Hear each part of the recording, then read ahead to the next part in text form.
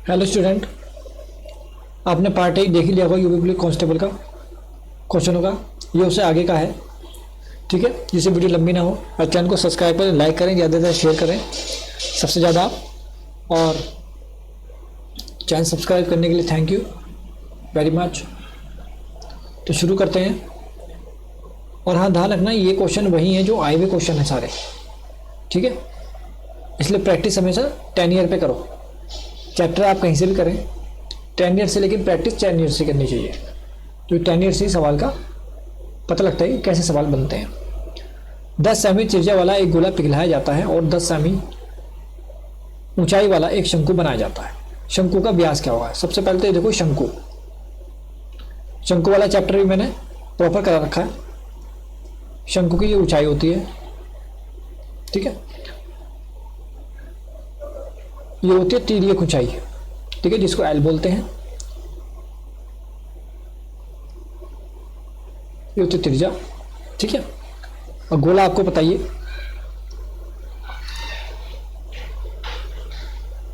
गोले का होता है व्यास डी, और व्यास की आधी होती है त्रिज्या।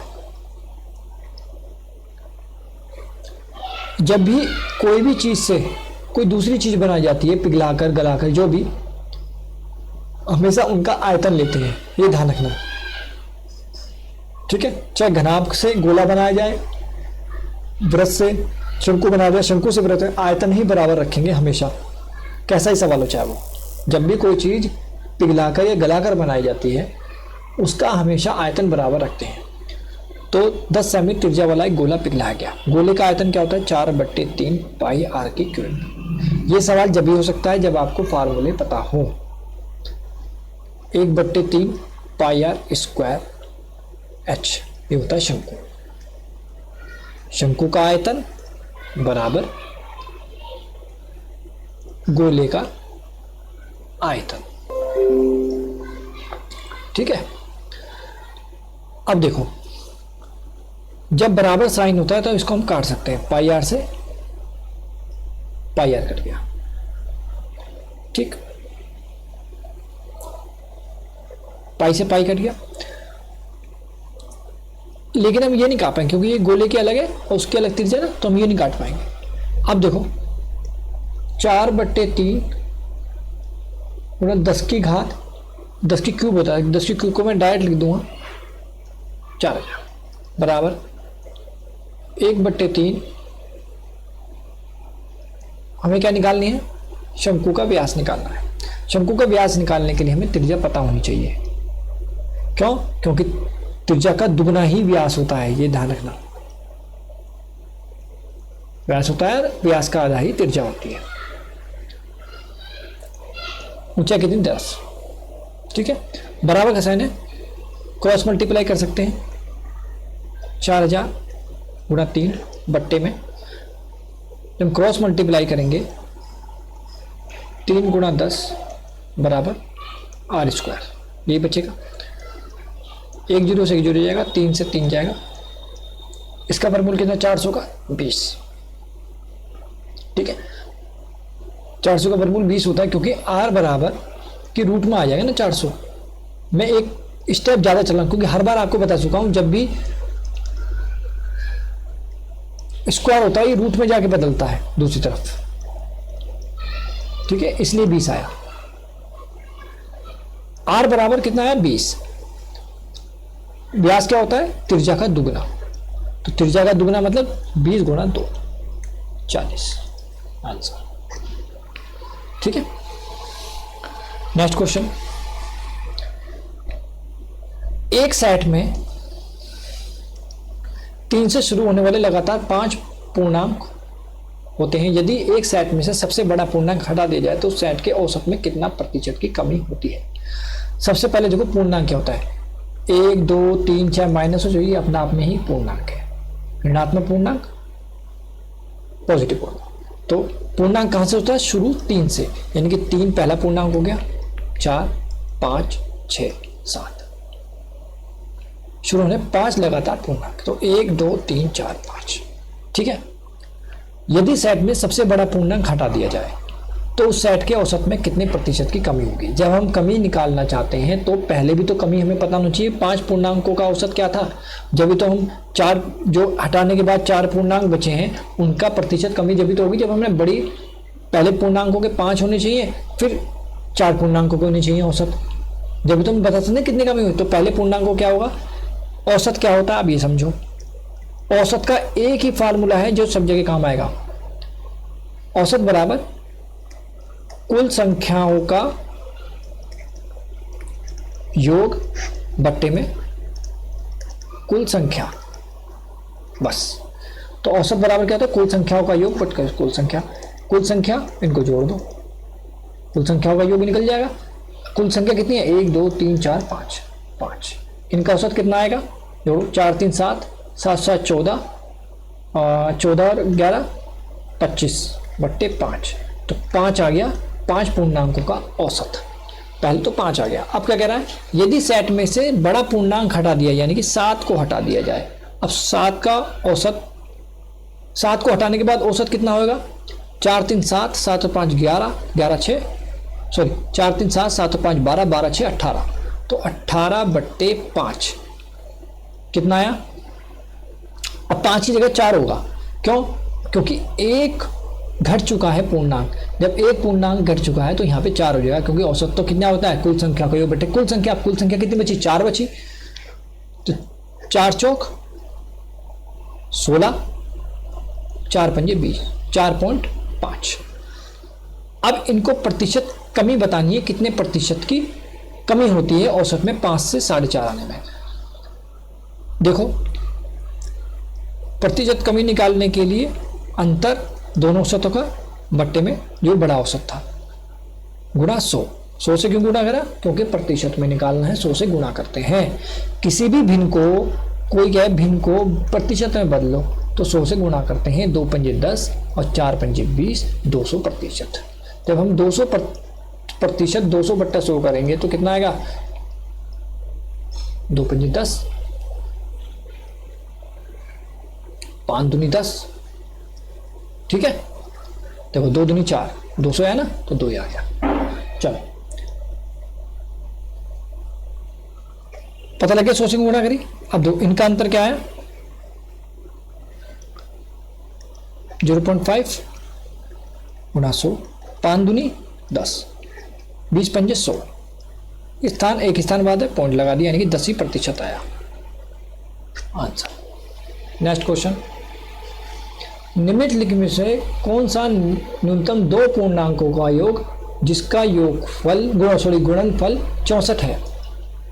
न्यूनतम 2 पूर्णांक, पूर्णांक मैंने बताया था 4 2 1 2 3 4, ये सब पूर्णांक ही है। अब ठीक है, जैसे आप किसी से मिलते हो, जैसे आप किसी से मिलते हो शादी में तो हाथ मिलाते हो, तो ऐसे सवाल पूछने का तरीका होता है। पूर्णांक क्या होता है, प्रकृति संख्या क्या होती है, 2 प्रकृति संख्याओं का योग। तो 2 पूर्णांकों का योग क्या है जिसका गुणनफल 64। 2 पूर्णांक, एक ये रहा एक ये रहा, दोनों हमने मान लिए पूर्णांक आपस में पूर्ण है, इनका गुणनफल कितना है 64। तो एक्स स्क्वायर बराबर 64, तो रूट में बदल जाता है स्क्वायर आके, तो एक्स बराबर कितना आ जाएगा 8। इनका योग क्या होगा, जब x बराबर 8 है तो ये भी 8 होगा, ये भी 8 होगा, तो 8 + 8 16। ठीक है, नेक्स्ट क्वेश्चन,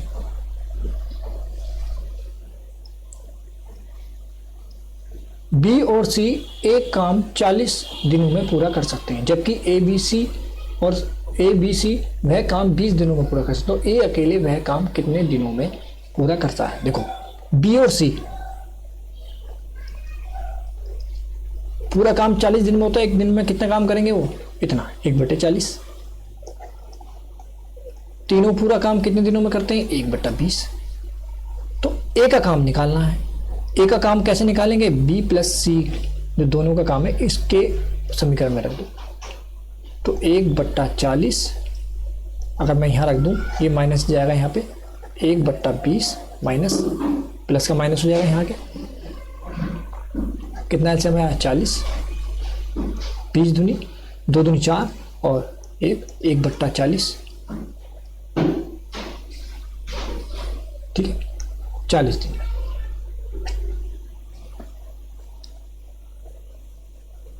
ठीक है, नेक्स्ट क्वेश्चन, ए बी से आधा कुशल है,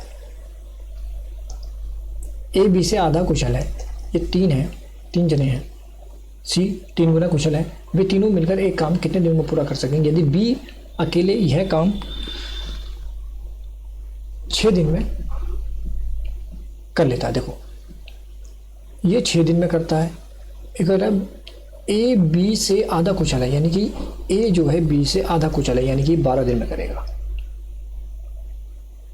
ये दुगना तेज हो जाएगा ना इससे, ये आधा हो जाएगा, तो 12 दिन में तो करेगा।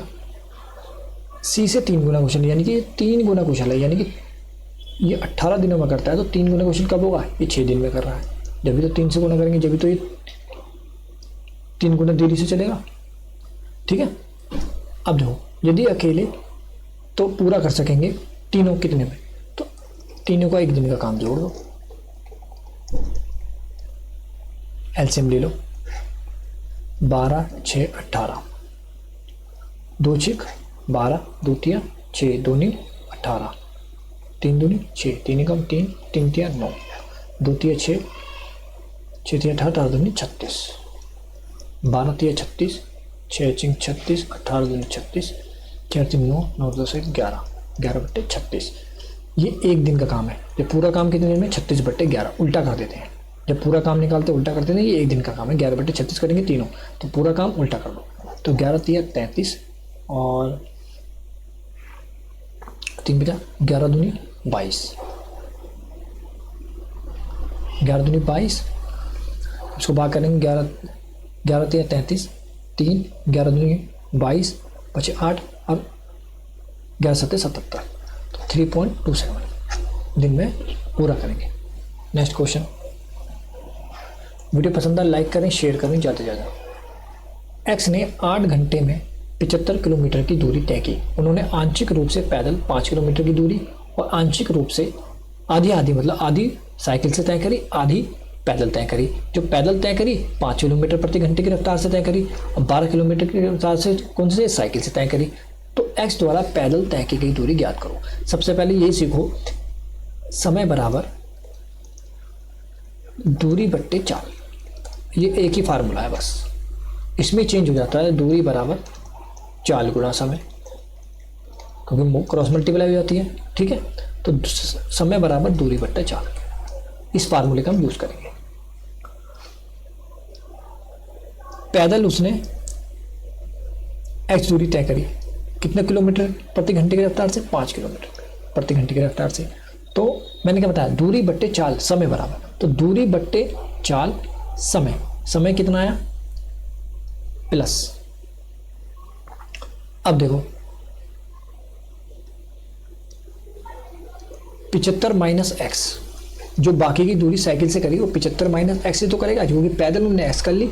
75 माइनस एक्स, जो बची हुई दूरी है वो कितने किलोमीटर प्रति घंटे की रफ्तार से तय करी? 12 किलोमीटर प्रति घंटे की रफ्तार से। टोटल कितना समय आया? 8 घंटे। क्यों? देखो एक्स बट्टे 5 किलोमीटर की एक्स किलोमीटर की दूरी 5 किलोमीटर प्रति घंटे की रफ्तार से लिया गया समय, और साइकिल द्वारा जो बाकी की दूरी लिया गया समय कितना है? ये टोटल है 8 घंटे। ये तो कह रहा हूँ टोटल 75 दूरी तो हो गई, इसको और इसको जोड़ेंगे तो 75 तो हो गई, और इसका दूरी बट्टे चाल, तो दूरी बट्टे चाल क्या होता है? समय। तो समय कितना आ गया दोनों का चाल?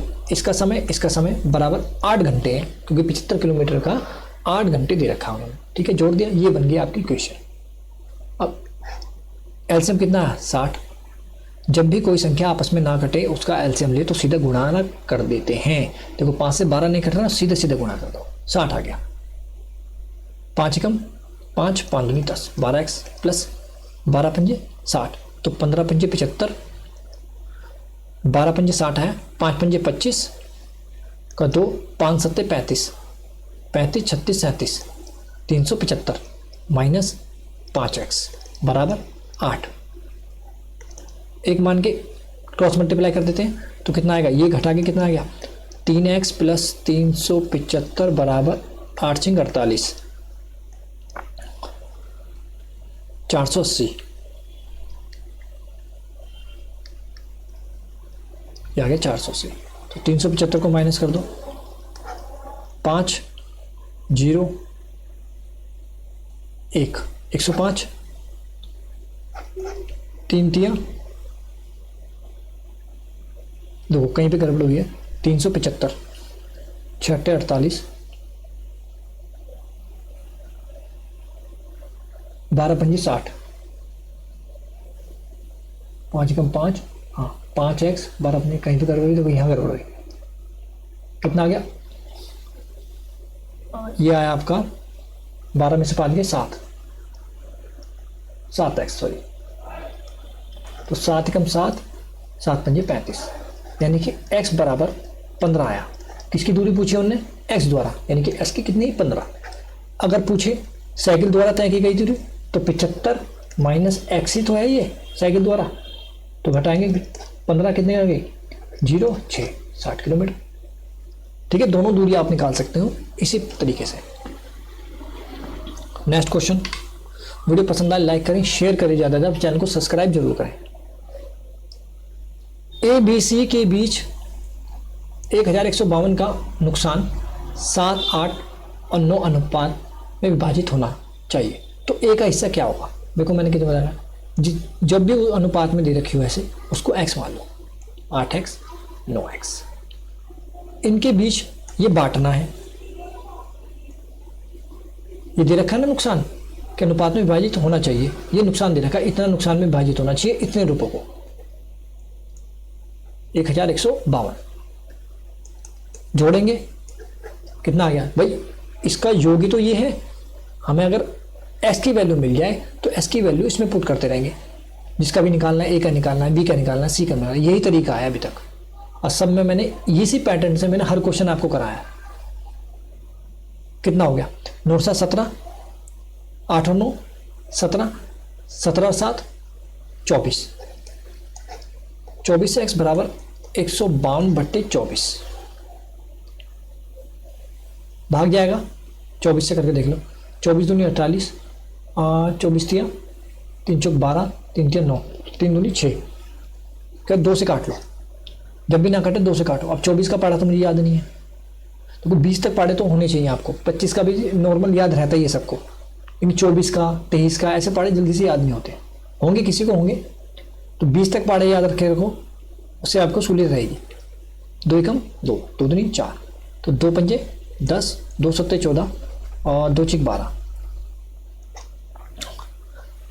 इससे कर सकता है, फिर 2 से काट लो। वैसे 12 का पाड़ा तो है, 12 पंजे 60, ज़्यादा हो जाएगा, तो 12 चौक 48, 576, 12 चौक 48, कितना बच गया? 17 में से 8 गए 9, 12 अट्ठे 12 चौक 48, 12 अट्ठे 96, 48। ठीक है, 48। अब किसका निकालना है? ए का। ए का हिस्सा यानी कि 7x, 7 गुणा 48, 7 अट्ठे 56, 5 7 चौक 28, 28 और 5 8 5 13, यानी कि 33 सॉरी 336 आंसर।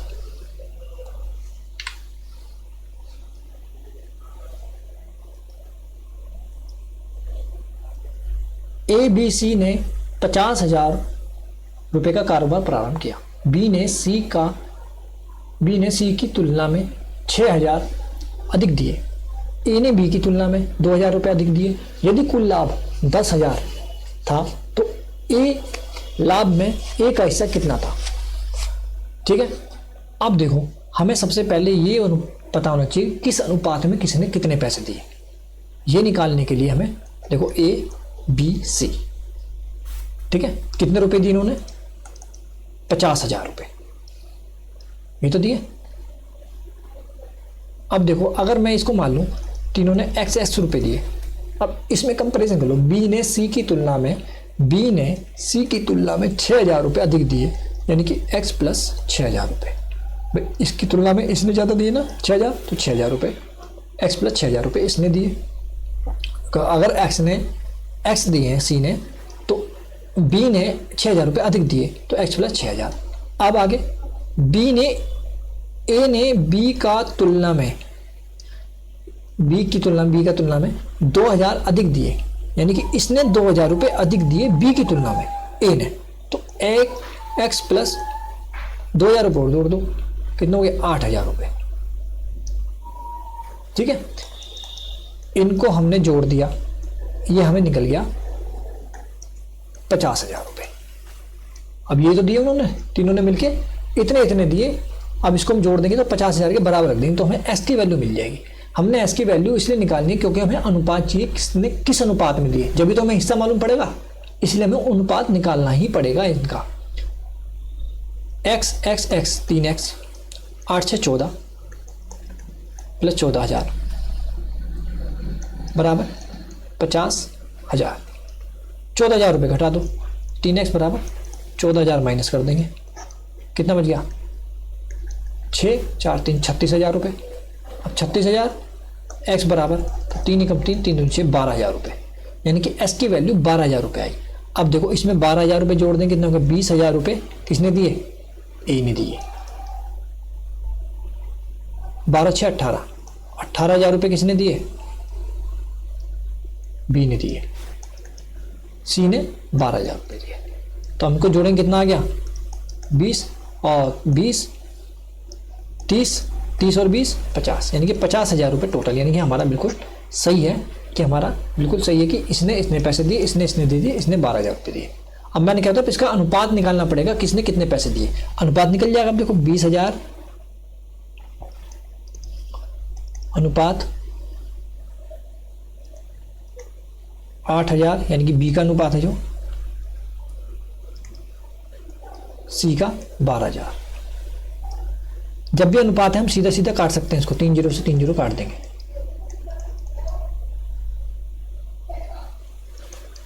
बीस बचा यहाँ पे, कट रहा और काट लो, 2 एकम 2 2 नीम 18 2 चिक 12, ठीक। ये 10 9 6 ये अनुपात आ गया, इनका अनुपात मिल गया, इनके जो कारोबार प्रारंभ किया था इनका अनुपात मिल गया है हमें 10 9 6। अब मैंने क्या बताया, यदि कुल लाभ 10,000 रुपये है, इसको 10,000 रुपये के बराबर रख दो। अब देखो जगह है नहीं तो मैं इसको थोड़ा सा ये हटा देता हूँ। अनुपात निकाल दिया हमने, सबसे पहले अनुपात ही निकालना पड़ेगा हमें रकमों का, जब भी तुम्हें पता लगेगा किसने लाभ कितना हुआ।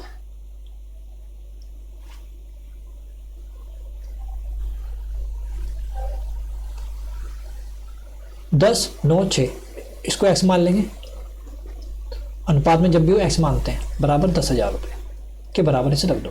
तो 19 19 25 25 बट्टे और 25 10,000 बट्टे 25 हो गया, 25 चौका 100 400 रुपये आया x की वैल्यू। लाभ कितना होगा a का, क्योंकि a का ही निकालना है ना, अगर b का निकालना तो b में वैल्यू रख देना, c का निकालना c में वैल्यू रख देना। 4 धाई 400 धाई 4,000। बी का निकाले, बी में वैल्यू पुट कर देना, 4 नीम 36 3600 रुपये ये देगा। अगर निकाले सी का 6 24 2400 रुपये।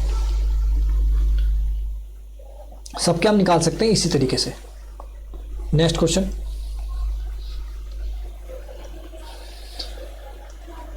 एक पंसारी की 4 महीनों में क्रमशः 2,000 2,500 3,200 4,250 की बिक्री 3,250 और 4,250 की बिक्री होती है।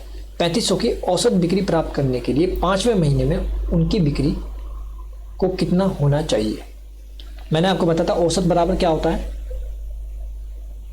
कुल संख्याओं का योग बट्टे कुल संख्या, ये बताया था औसत।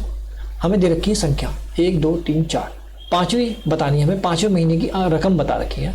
रकम बता रखी है, संख्या मान लो, कुछ भी मान लो, 1 2 3 4 4 महीने की दे रखी है, 5वें महीने की हमें निकालनी है। तो हमें मैंने क्या बताया था आपको, औसत बराबर क्या होता है, और औसत भी दे रखा है। औसत देना उससे जरूर था, इसके बगैर तो निकल नहीं सकता था औसत। तो औसत उन्होंने पहले देखा 3,500 होना चाहिए 5वें महीने का भी जोड़ के। 2,000 कुल महीने कितने हैं, 2,000 हो गए, और 2,000 में 2,500 हो गए, प्लस 3,250 हो गए, और प्लस 4,250 हो गए, और बट्टे 1 2 3 4 4 महीने, 5वें महीना टोटल तो औसत दे रखा है कि बिक्री है और औसत है, तो 5वें महीने की में उनकी कितनी बिक्री होगी, ये 3500, यानी कि इसमें एक्स और जोड़ना पड़ेगा जब भी तो 5 महीने होंगे। 5वें महीने की हमने क्या मान ली, एक्स मान ली, तो सबको हम जोड़ेंगे, कितना आएगा प्लस एक्स और बराबर 3500, इनका औसत जो है 3500 आना चाहिए। क्रॉस मल्टीप्लाई कर दो, 3500 गुणा 5 बराबर, इनको जोड़ दो सबको, 2500 और 3250 और 4250, कितने हो गए 3250 4250, 5 5 5 10 हाथ से लगाए, 4 और 1 5 और 4 3 7, 7500, 2500 और जोड़ दिए, 5 में 10 हाथ से लगाए, 7 3 10, 10,000 और ये 2,000 रुपये और 12,000 प्लस एक्स बट्टे में 5, ये 5 तो इधर पहुंच गया था, तो खाली 12,000 प्लस एक्स की वैल्यू हमें निकालेंगे 5वें महीने की, तो यही है हमारा 5वां महीना, इसकी तो निकालनी है हमें, ये हमने एक्स मान रखा था 5वां महीना, इसको उठा के यहाँ पे रख दो, पहले इसको गुणा करो, 5 0 0 5 0 5 25 2 5 3 15 15 6 17 और 2 17, अब इसको घटा दो, 0 0 5 और कितना हो गया 5, बस 5500 होगी 5वें महीने की बिक्री। वीडियो पसंद आए लाइक करें, शेयर करें, ज़्यादा से चैनल को सब्सक्राइब करें। देखने के लिए थैंक यू।